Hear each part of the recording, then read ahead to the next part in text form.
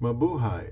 Kamustika, welcome. How are you? This is Bob from Love Beyond the Sea. I'm continuing this video series on cringeworthy things said to single Christian men.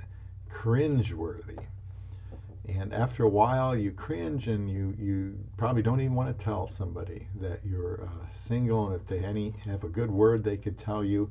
But that's what I try to do here on Love Beyond the Sea. I want to help men experience, after finding, marital love, and do it for a lifetime. So to get married first, you have to transition from being alone, which I was for a very long time, as you can tell by looking at the videos.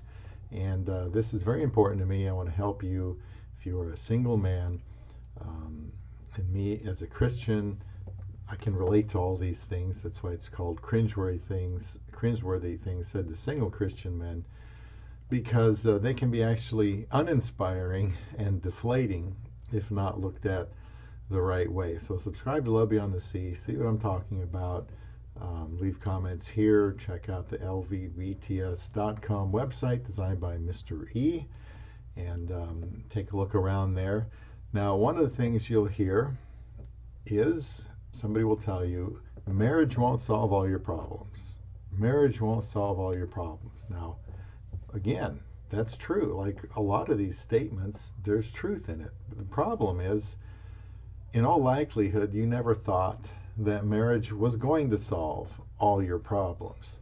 You may not even have mentioned that you were having particular problems at all, but there's this assumption that the single Christian who's unhappy,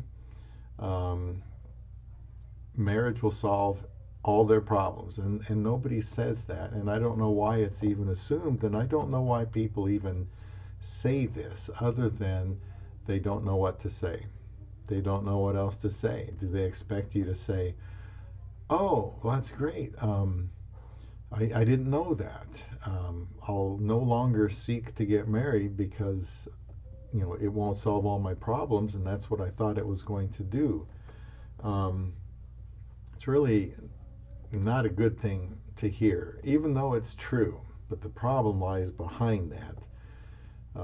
Nobody should think that marriage is going to solve all their problems. If they're a Christian, they're already familiar with 1 Corinthians 7, where Paul, who had the gift of singleness, talks about the troubles of the flesh, and that's why he would recommend staying single, avoiding marriage if you can, because of the troubles of the flesh. That is, most likely, the sinful nature of a man pressing against the sinful nature of a woman, that causes sparks.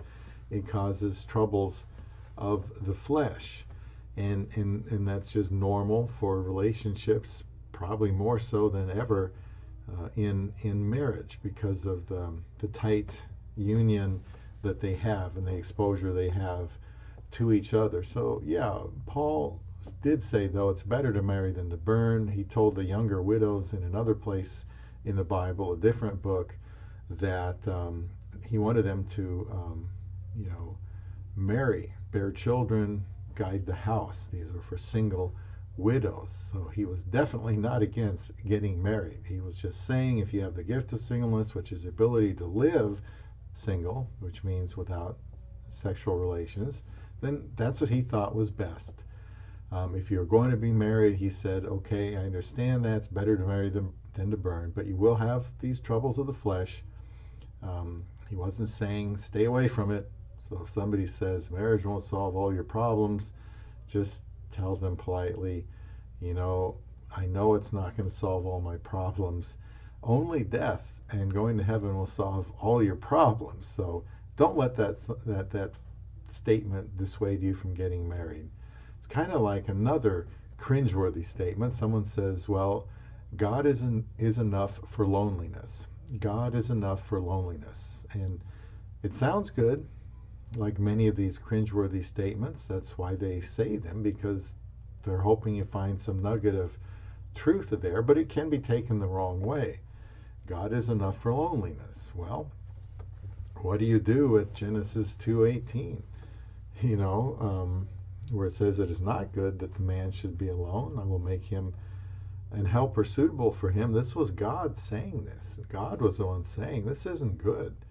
Now, back then, Adam had perfect communion with God in a way that we don't have today. He was the only person there was, and he had intimate communication and relationship with God, but he was alone, and he wasn't going to be able to fulfill God's purpose for his life without somebody like him, but unlike him. So God made for him a wife. In fact, he even showed him all of the living creatures and had him name all those living creatures to kind of drive home the point that he was alone and it was not good. And after Eve was made for Adam, Adam said, at last, this is bone of my bone and flesh of my flesh.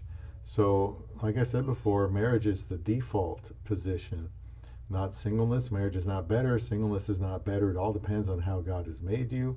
And you can listen to some of those other videos about that. Mostly that comes from 1 Corinthians 7. Also, you could look at Matthew 19 around verse 12. But God is not saying that he's enough for our loneliness. He wants us to be married. He wants us to be in relationships, friendships.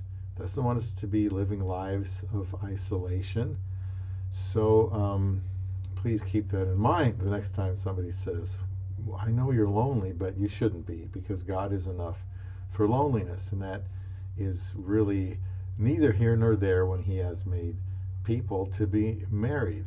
Now, another thing to tag along with that is I read the other day, somebody said having a partner, or a wife in this case, since that's what I'm concerned about, is a luxury. Having a partner or a spouse is a luxury. And I would say, while it's a wonderful thing, I wouldn't put it in the category of luxury. I would put it in the category of necessity and the default position to get married. I don't see it as being, some outstanding luxury that only the wealthy can have, like a luxury.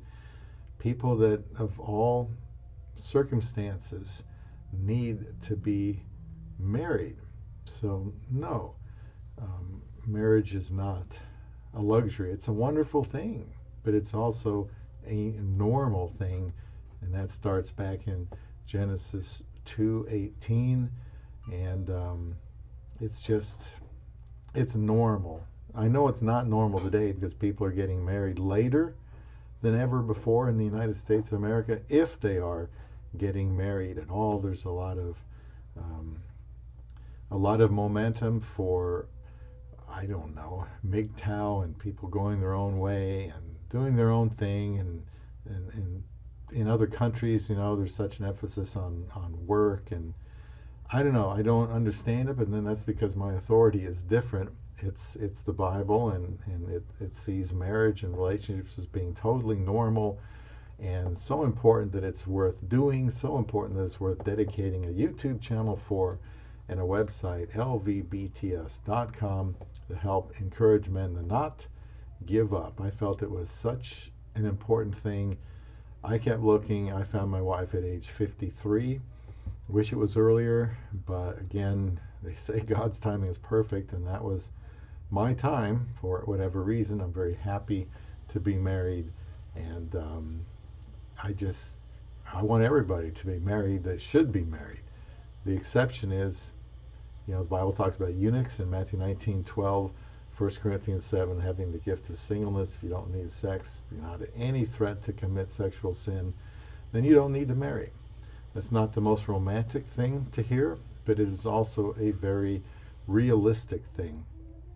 So don't let somebody discourage you and they say, having a partner is a luxury. I might discourage you and tell you, no, it's a necessity.